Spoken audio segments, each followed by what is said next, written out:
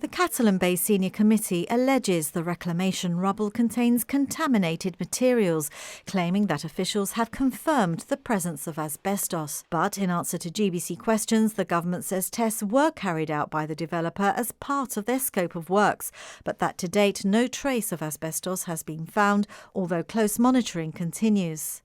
The committee claimed that no independent environmental impact assessment, including subsoil and ecosystem studies, had been conducted.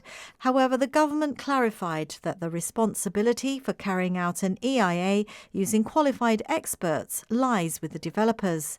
It notes that these assessments are reviewed by statutory consultants who then report their findings to the town planner. All assessments are also considered by the Development and Planning Commission. The Catalan Bay Senior Committee cited a community-led subsoil survey, which it says has found shellfish colonies within the project area, despite what it claims are ministerial statements denying their presence. In response, the government told GBC that raking is banned throughout British Gibraltar territorial waters. It says the Department of the Environment had been informed of shellfish being found in one of the reclaimed areas and that they'd been relocated. This, it adds, is good news, as it highlights the importance of Gibraltar's policy on protecting fisheries.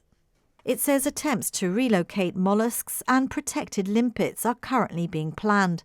While the government says it regrets the loss of this area, it points out that it is small in comparison to the whole of the sandy seabed around Gibraltar. It says this validates its environmental policies and highlights that the marina area will be strictly protected. This means it will create a habitat for other species, which will mitigate and compensate for their loss. Addressing concerns about plumes of suspended particles and visible water pollution at Catalan Bay, the government confirms that silt plumes have resulted from ongoing revetment works as predicted in the EIA.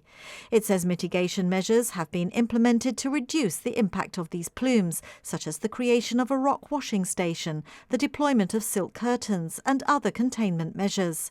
It says the Department of the Environment is closely monitoring works on a daily basis to ensure that corrective action is taken where necessary, including stopping coastal works to avoid any significant impacts on the beaches. Finally, the government points out it is not aware of the Senior Committee having been democratically elected by any franchise of individuals at Catalan Bay.